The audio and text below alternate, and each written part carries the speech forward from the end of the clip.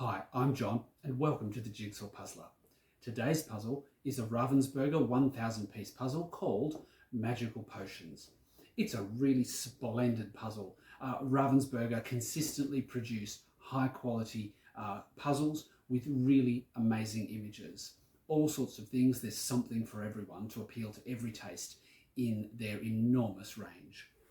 I first saw this puzzle on a Facebook Facebook puzzle group, and somebody else had completed it, and I have been thinking about doing this puzzle, getting hold of this one for quite some months. And I happened to be in a major city about 6 hours away from us, from where we live, fairly recently. Happened to walk into a toy shop, and this puzzle was on the shelf, and I thought, yes, I'll take the opportunity to get it. And it is a really, really beautiful puzzle. So obviously with Ravensburger, it is a very high quality puzzle, very thick pieces, holds together beautifully, got a lovely finish to it, matte finish, ribbon cut, holds together nicely, would certainly survive the pickup test. A variety of piece shapes and sizes, some a little larger than others, but altogether a beautiful puzzle to put together. So the quality is outstanding, as you would expect from Ravensburger. The image itself depicts 12 magic potion bottles. Some of them might be identifiable by some of the symbols and the context around them as specific kinds of potions, but each of them is set, it seems to be a stone wall, what looks like a stone wall with 12 arched windows in it, looking through into a landscape or a context of some sort in which there is a bottle with a different coloured potion in it. It is rainbow style, but it's not exactly in rainbow order. So we've got some blue greens, green, bright green, golden yellow, bright red and orangey red, orange, another orangey yellow, magenta pink, purple, sort of a purple and dark blue, and then a dark blue with a bright blue liquid inside it. If we look close at the 12 images, you'll see symbols and things in the scenery around it that give you a clue as to what the potion might be about. For example, the most obvious one here is this red bottle in the shape of a heart with a rose and rose petals around it, clearly indicating it's probably a love potion. This green one at the back here, hanging on a green chain, has a 4-leaf clover on the outside of the bottle, and to me that says luck, that might be a potion for luck.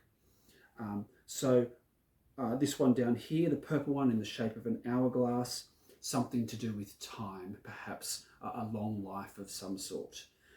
So it would be possible to kind of deduce something of what the potions are intended for.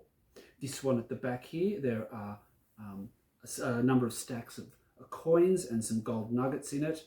This one is for prosperity and good fortune. Some of them are a bit harder to discern what exactly they mean. This one down here, the blue one, the bright blue one, has what looks like a mermaid figure floating in it. It's underwater, there's a fish and some seaweed.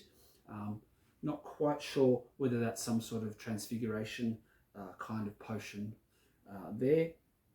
And all different kinds of shapes and sizes and contexts. This is an easy puzzle to do. As I was going through, I tipped all of the pieces out into the sorting trays, and I had a pretty good idea of what my strategy was to do this puzzle. As per usual, I pulled out all the edge pieces, but I did not do the edge first. It would be possible to do the edge first. There are enough pieces of the rest of these arched windows to piece together, to satisfactorily piece that together. But as I was pulling out the edges, I was also making piles of very different colours. The bright green, the oranges, the reds, the purple, the pink, the gold.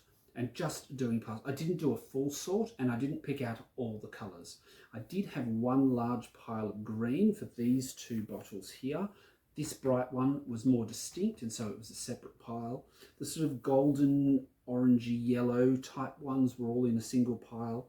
Red was together, blue was together, the purple and the pink were together, and I just made a lot of piles.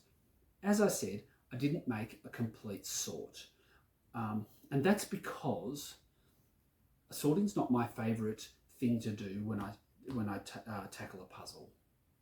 I've seen photos of people who completely sort, full flip and sort all of their pieces before they even begin.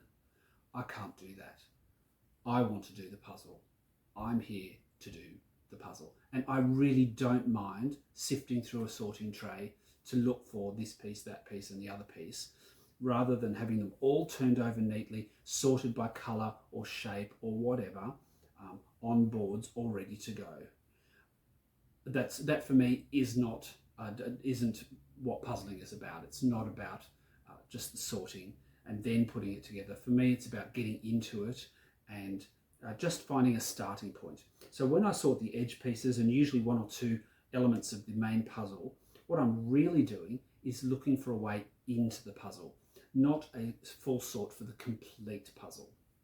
This one, however, it's much easier to do. Lots of different piles. I didn't have perhaps 12 piles, but I had most of them, and it meant that I didn't just have an entree into the puzzle. I actually had piles for most of the puzzle. And what a splendid puzzle this is to do. Very, very satisfying. I've got a couple of other Ravensburger puzzles which I have found particularly satisfying to do, and this joins along with them. Not a difficult puzzle. I just started with one colour. I started with this bright green. In fact, I pretty much had that bottle made even before I'd finished the full flip. Then worked on the red ones, blue ones, green ones, and just made bottles, and then picked up sections and put them roughly in place on my puzzle board. It was at that point that I then took the edge pieces and started to construct the edge to kind of pull it all into the right size, because as I'm doing these, I had them spread out on the board over a much wider space than what the puzzle actually takes. So doing the edge brought it all in and gave me proximity to each other. I could tell it's a really easy puzzle to lay out. You know, it's a very grid pattern, 3 by 4. This one is directly above this one, directly above this one. These are all directly in line with each other. Really easy puzzle to lay out. And then it was a matter of going around and filling in the background scenes. And they're quite distinctive. There are different motifs in some of them. This one here, there are these wings of fire coming out of the bottle. This one here, there's a crown and some fleur-de-lis patterns and a purple curtain. This one here, there is a shrubbery and some butterflies. Down here, as I said before, there's a fish. This one has some magic-y looking purple and blue swirls. This one has kind of got dust, glitter swirling around it. All sorts of different backgrounds that you can then pull out. When I was doing the blue ones, I did pull out all the blue, which meant I got the blue sky for these two here, and some of the blue rocks on this one at the back. And then it was simply doing 12 small puzzles, putting them together and filling in the spaces around. There were not very many pieces which were just the stone wall.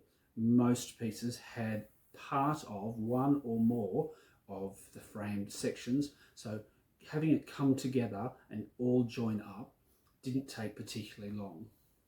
The gold outlines of each of the arched windows are slightly different. Some of them are quite bright, some of them are a bit duller. Again, and also the stone, some of the colours on the stones are reasonably bright, so this section up here is quite paler than this section down here. So there's gradation across the puzzle in terms of the colour to put those together. And obviously the variety of standard piece shapes means that you can fill in holes relatively straightforward as you go. This was a beautiful and satisfying puzzle to do, and I would recommend this. People who are reticent about doing 1,000-piece puzzles might actually find this one quite achievable because it's broken up into such distinct parts, components. I think if you were only used to doing 500-piece puzzles and wanted to sort of have a go at 1,000 and you got hold of this puzzle, I would even pull out all of the stonework and put it all to one side and deal with it at the end and just do the 12 windows with the bottles. Then the edges, then whatever stonework is left. And I think that would make it probably reasonably achievable. I did do a time lapse for this one. So we're going to have that now. If you'd like to click like, subscribe and share my video, make some comments below about this puzzle or any others, any other comments you'd like to make.